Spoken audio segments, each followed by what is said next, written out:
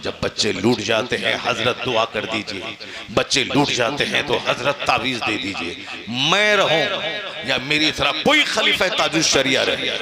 ऐसा होगा कि आम का पेड़ आप लगाइए और हम उसमें तावीज 1 लाख डाल दें, ये सोच करके कि इसमें से सेब निकल जाएगा, ऐसा होने वाला है? नहीं होगा। इमामगंज के खेत में लोग बो दिया है गेहूं, और आ जाइए मेरे पास और हम लेके जाएंगे बेलग्राम, मसोली, मारेरा, बरेली, किचौछा और नागौर शरीफ और हर जगह से 10-10 दर्जन तावीज ला के दे देंगे और कौश अपने खेत में लगाओ तावीज कि इस कोने में, उस कोने में, उस कोने में, उस कोने में। क्यों बोए हैं गेहूं तो अब वहां से अनार पैदा हो जाएगा। नहीं होगा। 1 करोड़ तावीज डाल दोगे, ऐसा नहीं होगा, क्योंकि कानून कुदरत ये नहीं है। कुदरत का कानून है जैसा जैसा बीज वैसी वैसी फसल, जैसा दाना वैसी फसल, जैसा दरख्त वैसा फल, जैसी जमीन वैसी फसल। अगर हर जमीन में सेब नहीं होता, हर जमीन में मक्के की खेती नहीं होती, हर जमीन में अनार नहीं होता, वरना बिहार उत्तर प्रदेश में हर तरफ अनार के बाग होते, सेब के बाग होते। नहीं, उसके लिए शिमला, उसके लिए कश्मीर, जहाँ बर्फ गिरती है, जहाँ जहाँ कोल्ड माहौल होता है वहाँ। और फिर कश्मीर में जाके बासमती चावल नहीं, उत्तर प्रदेश में, वो बिहार में, वो झारखंड में, वो तेलंगाना में, आंध्र प्रदेश में ये चावल। तो जमीन अलग अलग होती है। ये बातें मैं इसलिए मिसाल से कहता हूँ, इसलिए मैं कहता हूँ कि चूंकि आज हमारे बच्चे जब बिगड़ जाते हैं, चलो मसोली शरीफ वहाँ तावीज दिलवा देंगे, बच्चा हमारा ठीक हो जाएगा। और जब ठीक नहीं हुआ बच्चा तो नहीं, अब वो तावीज वीज में असर नहीं रहा, वो कहने सुनने की बातें हैं, कहने सुनने की बातें हैं। ये आए दिन ये तजर्बा हमारा, आए दिन इस तरह की बातें होती रहती है। यहाँ लगा दिया बच्चा न पढ़ रहा है न लिख रहा है, अजमेर चले गए उर्स, वहाँ 5 दिन रहे। बाबा सारे हिंदुस्तान को देते हैं, मेरे बेटे को भी डीएम बना दीजिए, मेरे बेटे को मन लगा दीजिए पढ़ने में। अब वहाँ से लौट के आया, अजमेर का बाबा सबको सब देता है, लेकिन जब देखा 2-4 महीने के बाद बच्चा पुरानी ही रविश पर कायम है, न पढ़ता है न लिखता है, तो बोलता ना ना अब अजमेर वगैरह में भी अब दम नहीं है। हम गए थे 5 दिन वहाँ रहे थे, और वहाँ अब मुराद पहले पूरी होती थी, अब नहीं होती है। ये उल्टा पुल्टा जो मांगेगा तो कैसे पूरा होगा? ये पढ़ेगा ना लिखेगा बोलेगा हम डीएम बन जाएं, ये साहब पढ़ेगा ना लिखेगा बोलेगा हम एसपी बन जाएं। ऐसा कहीं होता है? वो तो गरीब नवाज कब्र से निकल के 2-4 तमाचा मारेंगे कि ना पढ़ना ना लिखना है और यहाँ आके बोलता कि डीएम बन जाए। वो तो मारते नहीं है मगर कब्र में नाराज होते हैं। कैसे उल्टा पुल्टा काम ये लोग करता है? कुदरत का सारा नियम, सारा काम नियमानुसार चलता है। बादल छाता है, हवा चलती है, तब वहां से रिमझिम बारिश होती है, शदीद गर्मी होती है, नदी समंदर का पानी बुखारात भाप बन के ऊपर जाता है, फिर उसको हवा नचाती है, बादल तेजी के साथ दौड़ता है। हवाई जहाज का सफर कीजिए और वहां जो बादल, जिस स्पीड में बादल चलता है, तब पता चलेगा कि कितनी स्पीड में बादल चलता है। हवाई जहाज की स्पीड अगर 1 घंटे में 1000 किलोमीटर है तो उससे ज्यादा स्पीड में ये बादल चलता है। और कुरान शरीफ में है, कौन है जो परतदार तह बतह बादल बनाया है, उस बादल को चलाता है, उस बादल से पानी बरसाता है। समंदर का नमकीन पानी कौन है जो यहाँ से आसमान पे ले जाता है और फिर वहां से मीठा बना के बरसाता है। ये जो पानी हम पीते हैं, ये जो साहब सारे लोग सप्लाई का पानी पीते हैं, ये पानी कौन है? ये पानी वो समंदर का पानी, नमकीन सॉल्ट वाटर। अब उसको कुदरत के कानून के हिसाब से वो पानी आसमान के ऊपर जाता है, फिर बादल से वो बरसता है मीठा पानी, रहमत का पानी, बरकत का पानी। वो अनज़लना मिनस समाए माअम मुबारका, हमने आसमान से बरकत वाला पानी उतारा, जैतून बरकत वाला फल, इंजीर बरकत वाला फल, बरसात का पानी बरकत वाला फल। साहब क्या है कि वो जो हब्बतुस सौदा है, हब्बतुस सौदा कलौंजी, वो बरकत वाला, शहद बरकत वाली चीज। आप 1 करोड़ रुपए की दवाई से वो फायदा नहीं होगा जो फायदा शहद में है, जो कलौंजी में है, जो इंजीर में है, जो जैतून में है, जो बारिश के पानी में है।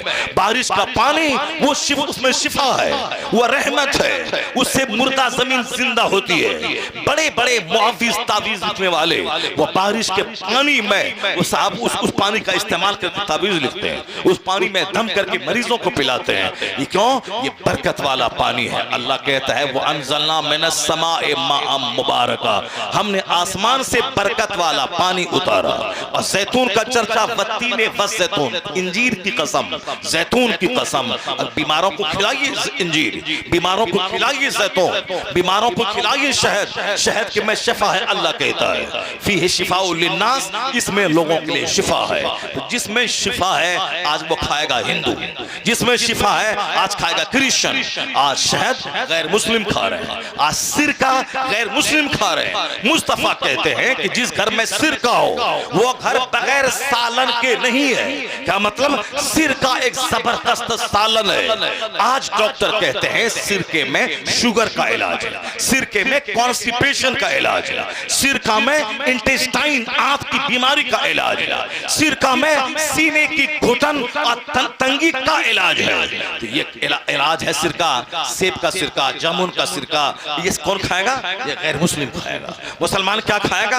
पारोटी खाएगा, मुसलमान चाउमीन खाएगा, मुसलमान बर्गर खाएगा। और जब मौलाना उसको समझाएगा बोलेगा कौन मौलाना, कौन मौलवी? कुछ नहीं, दुनिया रंगीन है, रंगीन के साथ चलो। आज सबसे ज्यादा इंस्टाग्राम का इस्तेमाल वो मुसलमान की बेटियां कर रही है। जो मुसलमान जुमा के दिन तकरीर सुनता है, जो मुसलमान सीरत के जलसों में हर गांव में पहले के मुकाबले में ज्यादा जलसे हो रहे हैं, उन जलसों में कोई मौलाना कॉमेडी करता हो इक्का दुक्का हजारों में एक तो अलग बात है, पर अक्सर मौलाना वो हदीस पढ़ता है, कुरान बयान करता है, हदीस कुरान के मफ़हूम बयान करता है, कैसे जिए कैसे मरे वो उसूल बताता है, क्या फर्ज है क्या वाजिब है ये बताते हैं। किसी गैर मुस्लिम हिंदू समाज में आपने देखा है हर महीने में कॉन्फ्रेंस होती है, उसका पंडित जी आता है और वह पंडित जी बोलता है कि ऐसे जीना है, ऐसे मरना है, ऐसे खाना है, ऐसे पीना है, ऐसे सोना है, ऐसे जागना है, ऐसे लूज कपड़ा पहनना है, औरतों को सुबह 4 बजे भोर में टहलना है, योगा करना है, हाथ उठाना है, हाथ नीचे घुराना है, हाथ में लाठी लेके सुबह सवेरे मॉर्निंग वॉक करना है ताकि ताकत मिले, ताकि किसी सांप को मार सके, दुश्मन से लड़ सके। लाठी लेने से बदन में ताकत मिलती है। ये कौन कोई बोलता है? नहीं बोलता है, ये मुसलमान ही है। शादी के बाद में, शादी से पहले मिलाद, खतना से पहले मिलाद, अकीका से पहले मिलाद, जुमा के हर जुमा के दिन तकरीर, ईदैन में लंबी तकरीर है, 12वीं में मिलाद, 11वीं में मिलाद, 6ठी में मिलाद, हर महीने मिलाद, हर उर्स में महफिल, हर उर्स में तकरीर, 11वीं 12वीं में तकरीर, हर महीने के तब में तकरीर, हर संडे के दिन तकरीर, हर जुमा को तकरीर। इस कदर वाज नसीहत जिस कौम में है उलमा समझा रहे हैं, अवाम में जो लीडर बनते हैं वो सब समझा रहे हैं, माँ बाप बच्चे को बता रहे हैं, उसके बावजूद सबसे ज्यादा बेराह रवी आज अगर है रिपोर्ट के मुताबिक आज सबसे ज्यादा इंस्टाग्राम पे मुसलमानों की बच्चियां हैं, यूट्यूब पे मुसलमानों की बच्चियां हैं। साहब न जाने कौन कौन सारे ऐप है जिसका नाम हम नहीं जानते हैं, मुसलमानों की बच्चियां, मुसलमानों के बच्चे हैं। ये हमारे जोकर बच्चों का चेहरा देखिए जो हर जुमा को तकरीर सुनता है, अतीउल्लाह व अतीउर रसूल, अल्लाह की बात मान, मुस्तफा की बात मान, वमन युतिइल्लाह व रसूलहु फक़द फाज़ फौज़न अज़ीमा। हर निकाह में ये आयत पढ़ी जाती है कि जो अल्लाह रसूल की बात माना वो कामयाब हो गया, सफल हो गया, वो ही बिकेम सक्सेसफुल, वो कामयाब हो गया। ये इतना चिल्लाने के बावजूद, मसम्मत करने के बावजूद, बुराई बयान करने के बावजूद 100 लड़के को मेरे सामने अपने गांव का लाई, उसमें 80 बच्चों का सर का जो बाल होगा वो किसी पैगंबर, किसी नबी, किसी वली, किसी बुजुर्गान दीन या किसी मस्जिद के इमाम के स्टाइल का बाल नहीं होगा। 100 में 80 बच्चों का बाल जोकरों की तरह, फिल्म के एक्टर की तरह, क्रिकेटर की तरह, उनकी नकल में उनके बाल का जोग्राफिया देखिए, उनके हाथ का धागा देखिए, उनके गले का चैन देखिए, उनका फटा हुआ जिन्स देखिए, उनको कहिए किसकी नकल में ऐसा हुलिया तुमने बनाया है। और दाढ़ी देखिए, पहले तो हम लोग चिल्लाते थे कि दाढ़ी मोड़ना हराम है, दाढ़ी रखना लाजिम जरूरी वाजिब है, सरकार की सुन्नत है, मुसलमानों का शार, उसकी अलामत और पहचान है, तो दाढ़ी रखता नहीं था। और रोजाना साहब उसमें पत्थर का क्या रगड़ रगड़ करके क्लीन करता है डेली ऑफिस जाने से पहले। लेकिन आज देख लीजिए, आज साहब को वो दाढ़ी रखे हुआ, इधर से कटिंग, इधर से कटिंग, इधर छोड़े हुआ है, यानी पूरा चेहरा जैसे धोनी की तरह बनाया हुआ है और धोनी की तरह बनना चाहता है। यहाँ दाढ़ी के बाल कितने कटे हैं, यहाँ दाढ़ी के बाल कितने लंबे हैं, और यहाँ पे मोच कैसी है, इधर से कैसे टेढ़ी मोच इधर चली गई है। ये मोच इस तरह का रखने का कौन कौन रखा है? तो साहब रणवीर सिंह रखा है। इस तरह की दाढ़ी कौन रखा है? तो धोनी रखा है। इतना ऐसा लंबा बाल कौन रखा है? तो अमिताभ बच्चन रखा है। हमारा बच्चा अमिताभ का गुलाम हो गया, हमारा बेटा रणवीर सिंह का गुलाम हो गया, हमारा बेटा सलमान खान का गुलाम हो गया, हमारी बच्चियां फिल्म में नाचने वाली, नीम बरहना फरकने वाली की कनीज हो गई। अब घर में बरकत कहां से होगी? अब काफिर गांव को निचोड़ के काटेगा नहीं तो क्या काटेगा? जब न मस्जिदें वीरान, खानका वीरान, मदरसा वीरान, मदरसे में चंद मजदूरों के बच्चे पढ़ेंगे, मालदारों के सारे बच्चे महंगे पौष क्रिश्चियनों के स्कूल में पढ़ेंगे, सरकारी स्कूल में भी नहीं पढ़ेंगे क्योंकि उनके पास पैसा है। ये गरीबों, मिस्किनों, मजदूरों जिसके पास पैसा नहीं है स्कूल में पढ़ाने का, उसका बच्चा मदरसे में पढ़ेगा। साहब मदरसा उजड़ गया, मस्जिद में नमाज ही नहीं है, खानका उजड़ गई, और साहब तकरीर की महफिलें उजड़ गई। जब सब कुछ उजड़ गई तो फिर क्या होगा? अल्लाह ताला रहमत नाजिल करेगा, अल्लाह बरकत नाजिल करेगा, तो अल्लाह ताला काफिरों के हाथों में छोड़ देगा। जाओ, खूब गाली देगा, खूब मारेगा, खूब पीटोगे, खूब घिसोगे, खूब मरो, खूब रगड़े जाओगे। जब तौबा करोगे, रोगे, धोगे, मुस्तफा की सच्ची गुलामी का पट्टा गले में डालोगे तो आवाज आती है कि मोहम्मद से वफा तूने तो हम तेरे हैं, या जहां चीज है क्या लहो कलम तेरे है, तू मुस्तफा का गुलाम बन जा। इज्जत तेरे लिए, सेहत तेरे लिए, तंदुरुस्ती तेरे लिए, राहत तेरे लिए, हुकूमत तेरे लिए, मरेगा तो जन्नत भी तेरे लिए।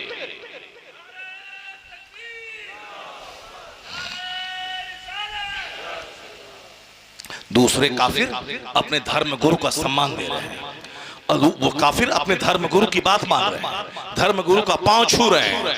नहीं देखा अपने बड़े बड़े बाबाओं का पांव प्रधानमंत्री छू रहा है, और सब वो तब आते हैं अयोध्या में, आते हैं तो देखिए वो क्या ऐसे हाथ जोड़ के इस पंडित के सामने, उस पंडित के सामने, उसके सामने कहीं सर झुका करके, ये ऊंची कुर्सी पर बैठने के बावजूद अपना वो गरीब धर्म गुरु जो 5,000, 2,000, 1,000 कमाता है, दूसरा आदमी जो 10, 20, 50 रुपए दान उसको दे दिया, उसी पे बाल बच्चे को पालता है, तो उनके प्रधानमंत्री और सीएम के मुकाबले में इस पंडित जी का क्या हाल है? तो पैसे पैसे को मोहताज है। कोई गया वो घंटा बजाया, 10 टका उसको दिया, उसी 10 रुपए से बच्चे को पालता है, मगर उसका चरण छूता है कौन? सीएम।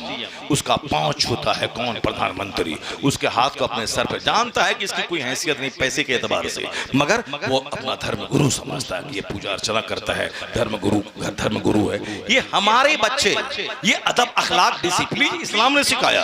अपने बड़ों का एहतराम, बाप का एहतराम, माँ का एहतराम, बड़े का एहतराम, दाढ़ी सफेद हो गई उनका एहतराम, आलिमों का एहतराम, इमाम का एहतराम, पीर का एहतराम। हमारा मजहब डिसिप्लिन है, डिसिप्लिन सिखाता है।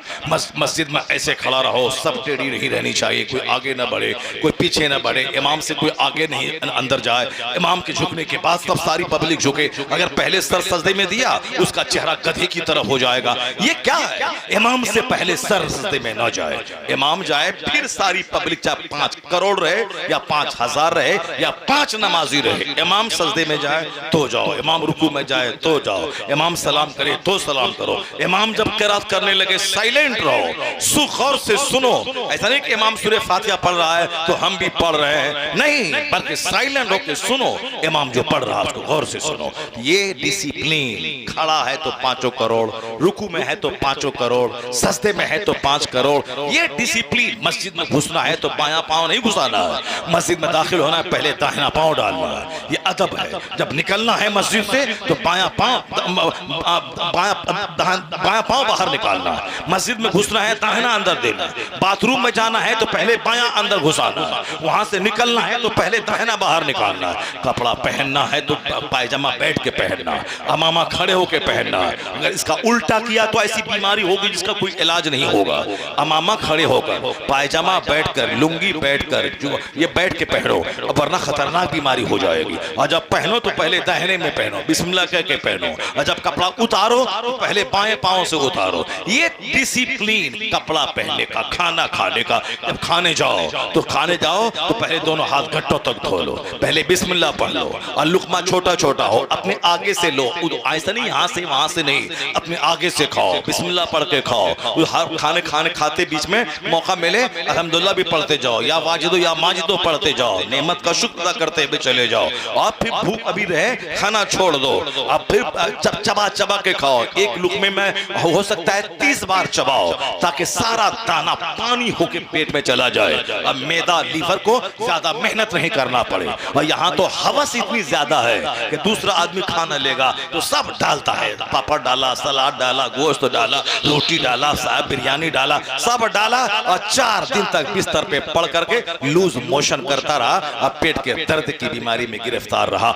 हवस पे कंट्रोल करना है। खाने का तरीका बताया, भूख रहे, भूख लगे तब खाओ, अभी भूख बाकी रहे खाना छोड़ दो, ऐसे धो, ऐसे बैठो। बैठने का आला तरीका है खाने का कि एक पांव बिछा दे, एक पांव खड़ा कर दे, या फिर उससे भी आला तरीका है कि दोनों पांव को खड़ा कर दिए जाए। उस वक्त ऐसे में बिल्कुल खाना कम खाया जाएगा, और ये तून नहीं निकलेगा, कोलेस्ट्रॉल नहीं बढ़ेगा, चर्बी नहीं बढ़ेगी। ये जो बाहर शरीयत में जो चैप्टर है, ये किसका है? ये जो हिदाया शरअ विकाया, और ये साहब इन फिक़ह की किताबों में जो कायदा कानून है, ये किसके लिए है? जो कानून बताता है वह खुद साहब क्या है कि साहब बिल्कुल हवस में डूब करके दबा लेता है 15-20 रोटी, और उसके बाद जहां खट्टी डिकारें होती हैं, उसके बाद जब उल्टी होती है तब कहता है क्या करें, ऐसा हो गया, ऐसा हो गया। एक आदमी खैनी खाता था और खैनी खाते हुए सो जाता था, रात भर खैनी के रस का मजा लेता था, और सुबह उठता था तो सब जगह कुल्ली करता था।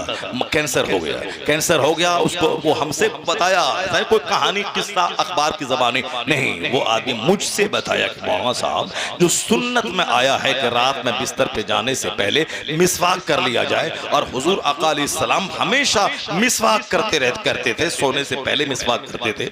हुजूर ने कहा अगर मेरी उम्मत पे बोझ अगर नहीं होता तो हम हुक्म देते कि हर नमाज के लिए वुजू करें, और हर वुजू के लिए मिसवाक को लाजिम पकड़ लें। अलैकुम बिस्सिवाक, मिसवाक को लाजिम पकड़ ले। अगर हम हुजूर की हदीस पर रोजाना रात को अगर मिसवाक करके कुल्ली करके सोते तो यह दिन देखने को नहीं मिलता। खैनी खाया, उसी हालत में सो गया, रात भर वो काम करता रहा कीड़ा। और ऐसा थोड़ी कि आज खैनी खाया कल कैंसर हो गया, तो 10 साल 20 साल 25 साल 5 साल 6 साल के बाद तब ऐसा होता है। उसके बाद जब हुआ, जब पूरा मुंह का काट दिया गया, वो शख्स मुझसे कह रहा था अगर हुजूर की उस सुन्नत पे हम अमल किए हुए होते तो आज ये दिन मुझको देखने को नहीं मिलता। ये हाल उसका का सबका यही हाल है। जब पेट बिगड़ जाता है, जब घुटने टखने में दर्द हो जाता है, जब आंख की बीनाई खत्म हो जाती है, जब फेफड़ा खत्म हो जाता है, जब औलाद लूट जाती है, जब बीवी बगावत कर जाती है, जब सब घर लूट जाता है, तब बोलता है कि उस तरीके पे अमल करते तो ऐसा नहीं होता। कौन तरीका? वो जो मौलाना जिसकी वकालत करता है कि खाने पीने पहनने ओढ़ने जीने मरने अकीका खतना वलीमा मंगनी हर काम में मुस्तफा की गुलामी कर। अगर तू गुलामी करेगा यहाँ सेहत मिलेगी, तंदुरुस्ती मिलेगी, राहत मिलेगी, और मरा तो सीधे जन्नतुल फिरदौस में जगह मिलेगी। दोनों जहान की आफियत मुस्तफा की गुलामी में है। मुस्तफा बरसा खेशरा के दीने हमाऊस गर पहू नरसिदी तमाम बोले। अपने आप को नबी के कदमों में डाल दे, सारा दीन वही है। और जो मुस्तफा तक अपने आप को नहीं पहुंचाया तो फिर उसमें और अबू लहब में क्या फर्क है? हम मुस्तफा वाले हैं, हम नबी वाले हैं, नबी पर जान दे देंगे, नबी पर जान दे देंगे। यहाँ नबी की मोहब्बत में फजर की नमाज नहीं पढ़ता है। हुजूर ने कहा है कि फजर की 2 रकात नमाज दुनिया और दुनिया में जो कुछ है उससे बेहतर है। सरकार ने कहा जो नमाज को तर्क कर दे वो मन तरका सलात मुतअम्मदन फक़द कफर, वो गोया जैसे कि कुफ्र किया हो, जानबूझकर नमाज छोड़ दे। हुजूर कहते हैं क़यामत के दिन सबसे पहला सवाल नमाज का होगा। अगर कोई जवाब नहीं दे पाया तो खाइब खासिर हिलाक तबाह हो बर्बाद हो जाएगा। सबसे बड़ा फर्ज है नमाज, हज से बड़ा फर्ज है, रोजे से बड़ा फर्ज, ज़कात से बड़ा फर्ज फर्ज, चूंकि हज जिंदगी में एक बार फर्ज है, ज़कात मालदार पे फर्ज है, और साहब क्या है कि रोजा साल में एक महीना है, नमाज जवान होने के बाद मरते दम तक फर्ज है। फजर, जोहर, असर, मगरिब, सफर में, हजर में, बीमारी में, तंदुरुस्ती में हमेशा फर्ज है। नमाज पढ़ने में ढेर टाइम लगता, पैसा नहीं लगता, इसीलिए नमाज सब पर, अमीर गरीब मिस्कीन, औरत मर्द, पागल औरत पागल, औरत मर्द, शहरी देहाती, सब पर फर्ज है। कपड़ा नहीं है तो नंगा पड़े, माफ नहीं है, पढ़ना ही पड़ता। देखिए क्या हाल है समाज का। हम नबी वाले हैं, नमाज गायब है। हम नबी वाले हैं, चेहरे की दाढ़ी गायब है। हम नबी से मोहब्बत करने वाले हैं, एक काम भी नबी की सुन्नत के मुताबिक नहीं करता है। अभी एक जुलूस मोह सरकार के नाम पे निकालना है, उस जुलूस को भी हिंदुओं की तरह जुलूस बना दिया है।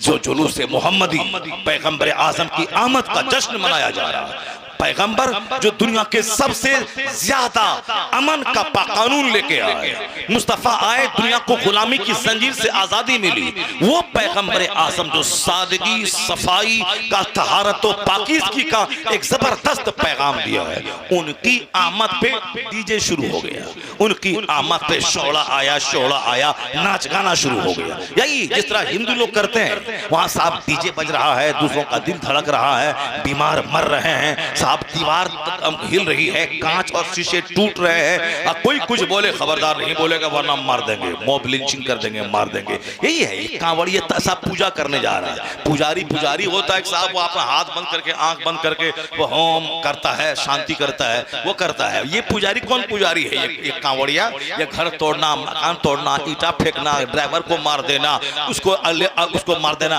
ये कौन पूजा है भाई? पुजारी है कि अल्लाह और डकैत लोग जा रहा है सड़क से। यानी अब पूजा के नाम पे सिर्फ हुल्लड़बाजी करना है।